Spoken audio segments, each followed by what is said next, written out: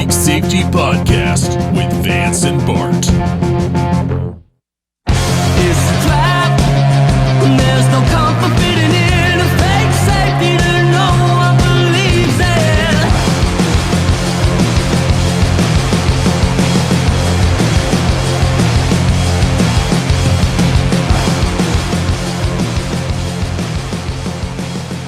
in. So we're gonna try a new segment today on the show.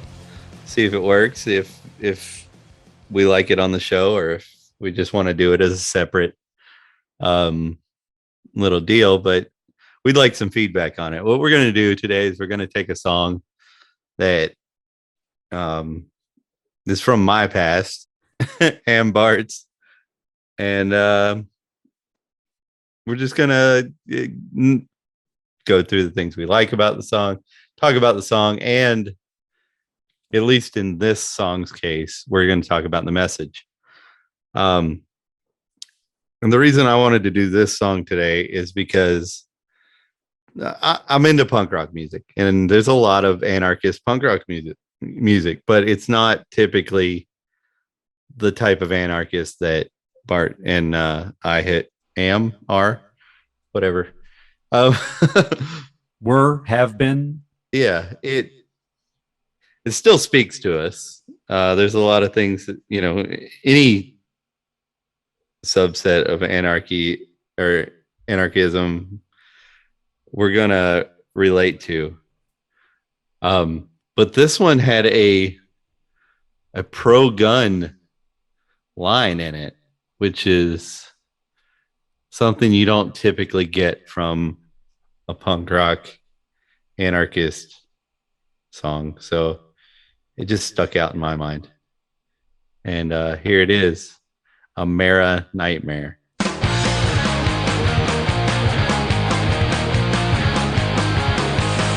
They fuck you once, they fuck you twice.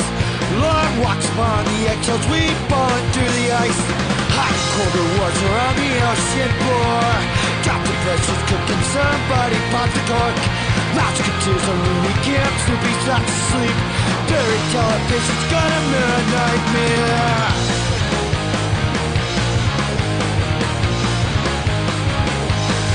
They're voting no, and voting yeah. And when you snore at night, they pick your pockets till you're dead. The system fuck, the system back. Next they take away your guns so we can attack. Hot and colder wars are on the ocean floor. Drop the pressures, cooking, somebody pop the cork. Lots of tears on loony camp, Snoopy's lost to sleep. Fairy television's got a mirror nightmare.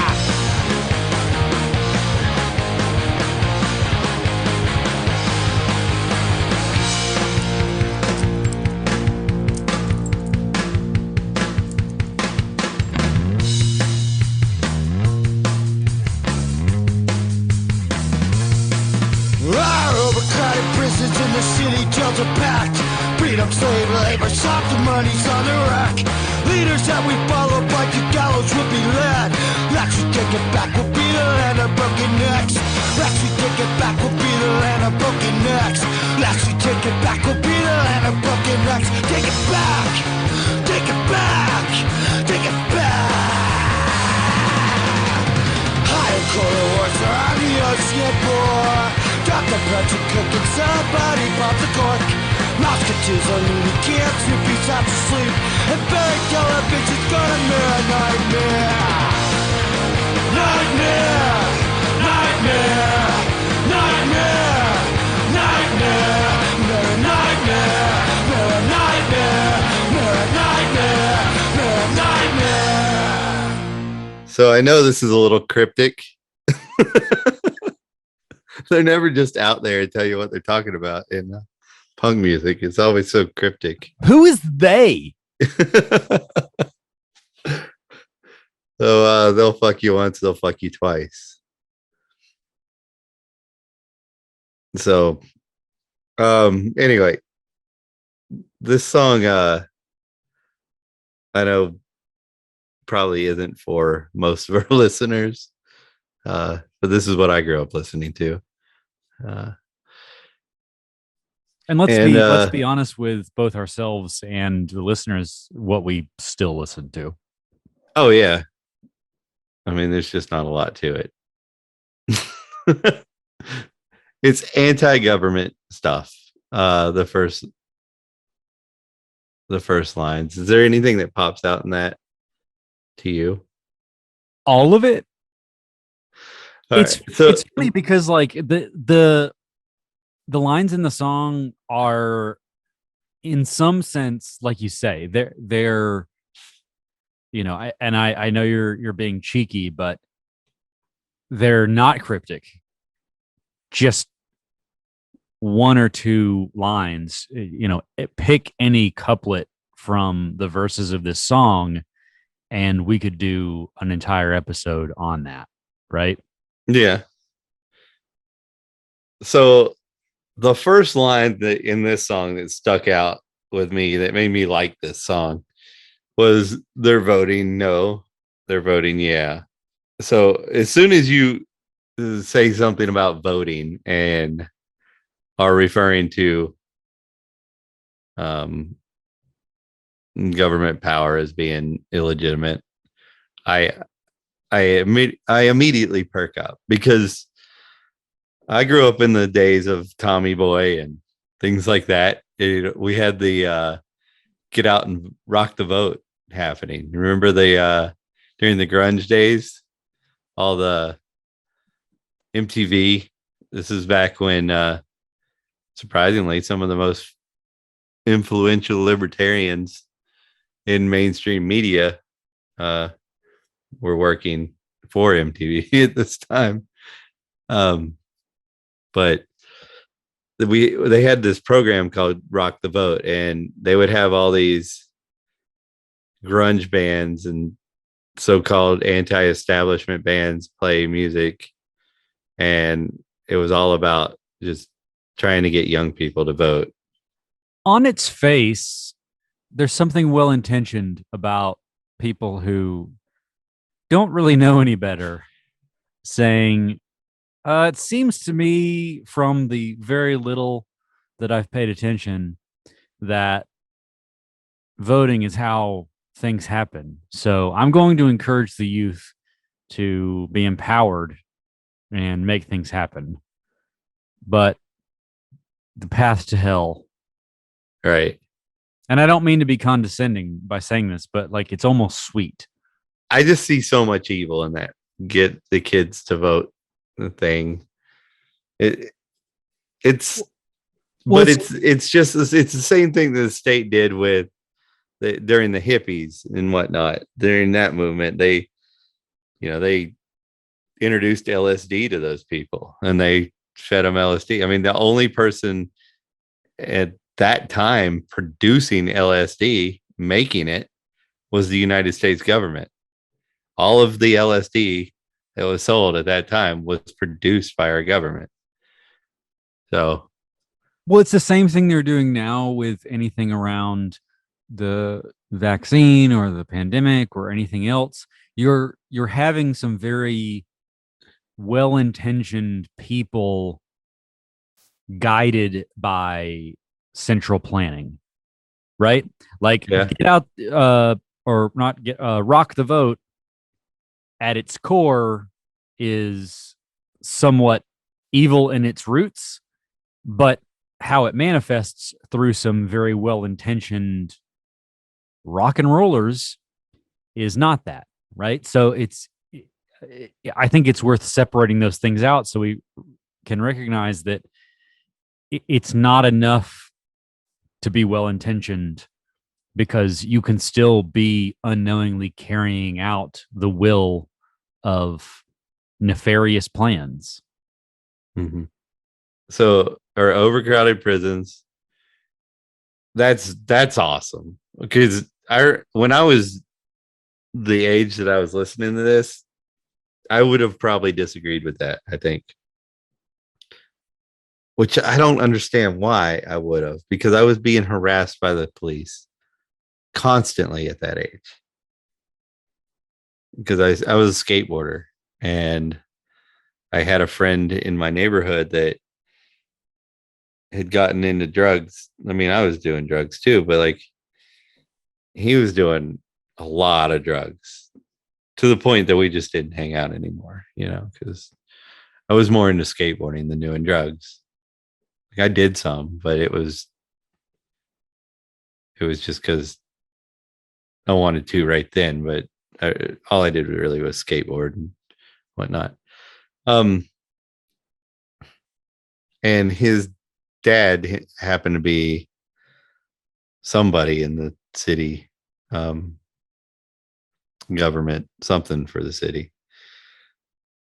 And the police just kept, I guess as a father, I kind of understand it's hard to think that your son is a drug addict because he decided to do that. It's easier to try to blame another kid or something. And I guess from what I heard later, he was telling everybody I was a supplier. So the cops were trying to find, that's why they were searching me all the time, was this guy was saying that I was selling his kid the drugs that he was getting, which I would say more likely the fact was like if I needed some, since I didn't do them often, I'd go overpay for them from him, So because it's just easier to pay him too much money for the drugs, for a little bit of drugs every once in a while, than to go find an actual drug dealer. Be like, look, you can go buy your own that much and some here. It's basically convenience store pricing. Right. Exactly. But I thought people in prison were bad people. I guess from public school, maybe. Like, I don't know where I'd get that from, because everything in my life was telling me that probably isn't the case. No, I don't even think it's that complicated. I think it's even simpler than that. Intuitively, you would believe that prison is for people who have done wrong and need to be corrected, right? Yeah. So I don't think it's just public school. I think it's just your human intuition. When someone's being punished for something, that assumes that they're being punished for something that they have done that is inherently wrong. Whether you agree with the punishment itself is irrelevant. Last, we take away your guns so we cannot attack. So that was powerful, because it not only, unlike every redneck country song talking about guns and gun rights, this line right here in an anarchist song actually says what that amendment was there for. So we can fight back against the state. So the state is a little bit scared of us. It's not for hunting and fishing.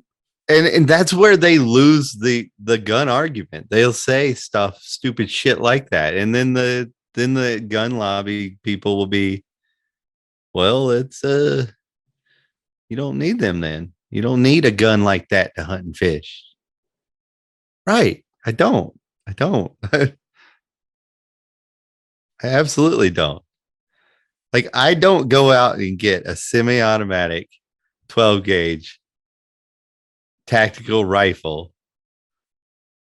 to take out animals.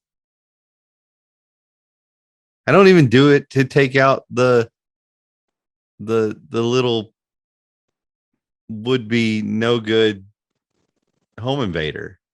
I could take him out with most weapons I have could take that dude out. And he, even if he's armed, he probably can't shoot, because yes, criminals tend to have guns that are illegal. They have a lot of them. It's kind of what they do. But But they're not they allowed. also don't go to the range and shoot a lot. So they tend to be bad aim. They don't tend to hit people with their first shot. They're like stormtroopers. Right. In fact, I was at a convenience store in Atlanta. It wasn't recently, it was kind of a long time ago. Buying overpriced drugs. I was yeah. I was I was working on a cell tower behind a fire department, and the convenience store in the parking lot next to us, there was a gunfight happen, and uh one of the guys shot all 6 of his rounds that he had in his revolver uh and at the other guy, and they were really close to each other. They weren't the width of a car away from each other. And the victim was hit in the toe. He survived. When you say car, Yeah. like a human car? Yeah, like, so you've seen a one of those, was it the Dodge, what's the station wagon? It kind of looks the Magnum. That's the kind of car that was involved. And they were standing, like, somebody was on the driver's side and the other guy was, right at the passenger side, like that far away from each other. 6 6 opportunities. shots. And he got him. Oh, well, okay.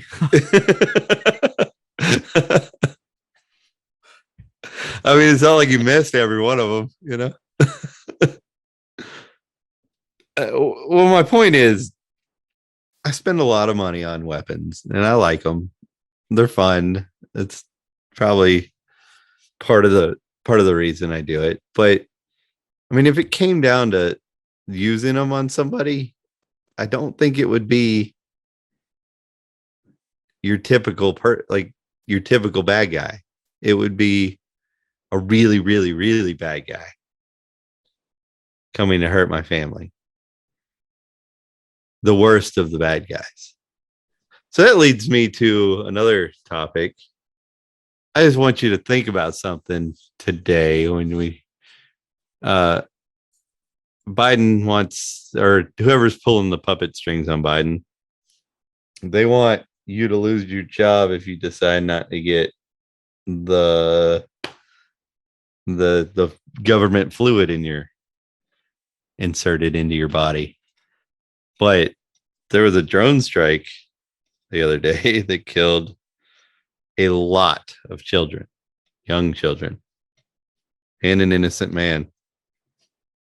And nobody even lost any pay. I mean, nobody was docked. In fact, they haven't even apologized. It was like, oh, we thought, it's unfortunate, and our hearts go out or something, right? The public, but there's no admission of wrongdoing on our part, and there's a lot of justifying it because the Islamic extremist terrorists there have muddied the waters there so much that these things happen because of them, right? But there's no acknowledgement of the fact that the so-called Muslim extremists didn't blow up a van full of children the other day. And we did. The American people did not. It was the government, the American government, that did that. And those people, they're not taking responsibility. They're not losing their jobs. In fact, I bet some of them are getting promoted. So it's just something to think about, guys.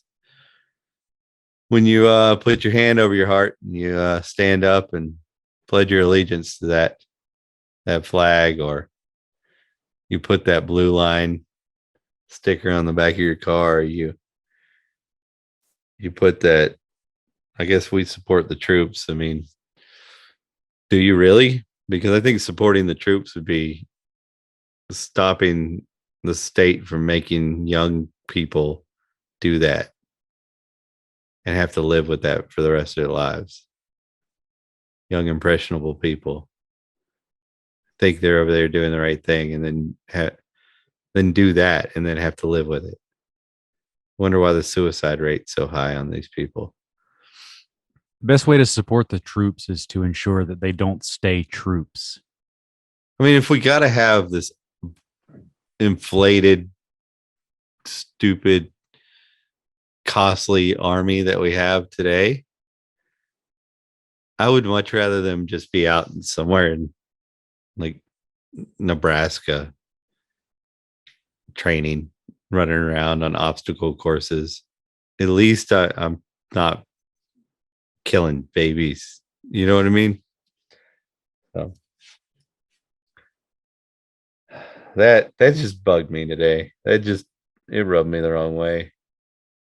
Just sitting there, I was doing that thought experiment in my head with the how many months of a year that I work for somebody else, and then it's just like that snowballs into what are they using my money for? And I was just in my head big time about shit like that, getting mad, yelling in my little box up in the sky. You know, I look down on things like on this crane. I'm looking down, I could see $1 million condos that are right next to the railroad tracks. So like, I was thinking about that too when I was looking at these condos, and I know they're $1 million because it says on the sign condos 750 to 1.2 mil or whatever. Yeah, but Right that's $1 million in today's dollars. Right. And that's what I was thinking. I was like, wow, $1 million can only buy you a condo next to the train tracks now. That's shit, man. Like that fucking shitty hotel room that was in My Cousin Vinny. Isn't that the aesthetic though now, right? Like there was something that happened, let's call it, in the last 50 years or so, of taking an aesthetic of a more industrial feel and making it livable, right? Like people who love the idea of like living in a loft with exposed brick in an old mill or factory or something. So there's something to be said for a track adjacent condo. Yeah. They have found a way to make you think that it's chic. Like, no, this mill is still worth a lot. You like the train. It really puts the rust in rustic. Crocodile Dundee with his little fingers making the cow. Do you think that's the trick they used on the Australian people to get them to shut up for so long and take it? The little No, I think it's just not reporting anything on the news. I think that's the trick. Yeah, this one goes out to our homies in Melbourne. Sorry you didn't get nearly the amount of coverage that you should have. No, I mean, I applaud the people standing up now. I just was surprised how much they took before they had enough. But they're pissed now. God damn, they're mad. I don't know if anybody listening's watching the shit in Australia, but like even Dave was saying that earlier. I think his podcast Today's or something. It was a good point. Where he was saying, you look at the situation they're in and what the level they're having to go to make a pointed protest. And he's like, all right, so we think shit's bad now, but like right now's the time to just not get the jab and stand up now, because we don't want to get to the point where to make a point we're having to go that far. That looks awful. I don't think this country needs any more violence after the last year. Was his point that is too akin to a civil war as opposed to someone kind of rising up against the state? No, he's just making a point where, like, a lot of people say what he was saying was like with the Jews, they were like, oh, well, they're not going to kill us. So they'll just like deport us. Let's just go along to get along and we'll get out of here and we'll figure it out from there. And so they're in the train car going to get gassed, and now is not now. I mean, yeah, you rise up now because what other chance do you have? But like,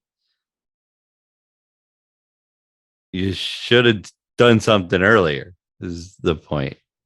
I would be curious to know at what point most of those folks realized what was ultimately happening. I think with the delusion that the state can give somebody, I think that all the way up until they saw, like, if you were the first one to go to the camps, you didn't know it even then. But like when you got off the train and you got thrown into and you saw like living skeletons in there, I think all the way up until that point, they just could not accept that this is going to happen to them. And that's what has been, I think, really enlightening in a lot of the activity we're seeing today, is that hindsight is 2020. Mm-hmm. And we often look back on some of these catastrophic events and have no understanding of how people behaved the way that they did, right? Rearranging deck chairs on the Titanic, of course, doesn't make sense to us because we know how it ended. Right. And when we hear, okay, they rounded up all of the Jews, put them onto a train car, took them to concentration camps, and killed them all. We see that entire process and say, what did you think was going to happen? But when we these people's entire lives have gone by and they've never been rounded up and sent to a concentration camp and killed before. Right. And historically, it wasn't just something that hadn't happened to them. It hadn't happened. Right. No. Not in the Western world. It had that really been a thing. No, the last time the Jews were rounded up was Egypt, right? in a very different time and in a very different governmental structure. So right. I think that's where we're seeing, as an example, Australia with the we see people being rounded up and sent to these quarantine camps and going, oh, well, this is totally fine. And what's fascinating to me is that in the modern age, we do have these examples of things that have happened in the past, and we're still totally okay with being cordoned off and being sectioned off. Whereas we are so condescending when we look back and think, oh, what were the Jews thinking? What did they think was in store? Right. And even that, if you're on the side of being okay with these, health camps, right?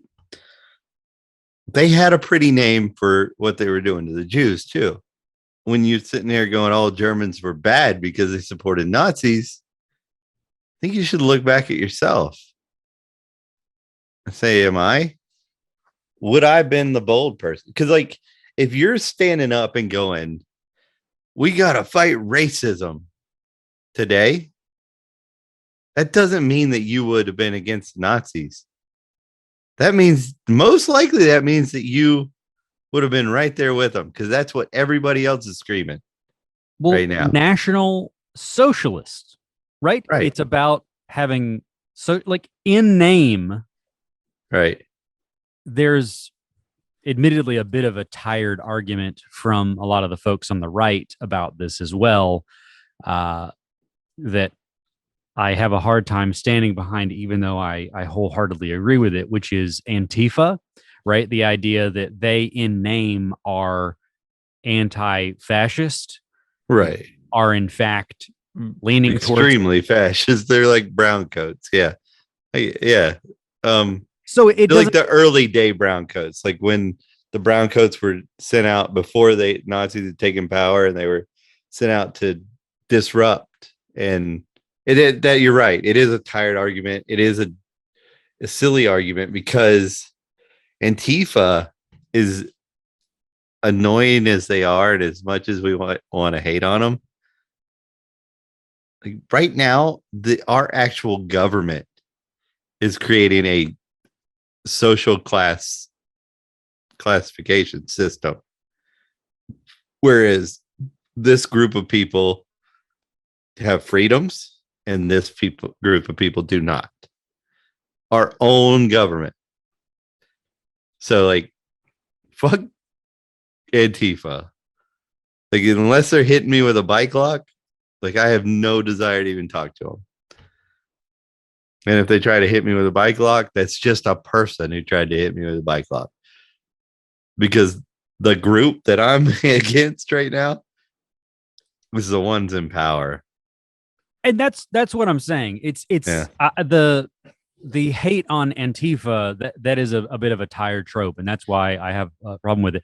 I'm simply using it as an example of us using language to describe something that it's not. Right? Right. In name, it doesn't matter what you call it. It doesn't matter that we're calling these quarantine camps. It doesn't matter that you call it the National Socialist Party. What matters is what is actually happening. Right. Yeah. What's happened is we've created I guess a way to scare one group of people and be afraid of a monster that doesn't exist being a person that just wants their freedoms. They think that the fact that somebody who wants freedom isn't around, they're going to die. I mean, people believe that. So we've got that. And then, and it's easy to, like, when things are going shitty and they know that our banking system's collapsing, this is like their perfect opportunity to find a scapegoat, find a Jew, the new Jew, and turn them into the boogeyman. And then everything that bad happens because all this, totalitarianism, they just say it's those people's fault. I mean, that's what this is all about, is finding the sacrifice. That way they can stay in power, because they know this is a big collapse, and they're gonna, if they don't find somebody to sacrifice, they're gonna be Gaddafi'd. They don't want to be Gaddafi'd. Yes, they had a part with that whole Gaddafi thing, but Hillary Clinton does not want her entrails pulled out by being fucked in the ass by a Bowie knife, even though she laughed about it happening to Gaddafi.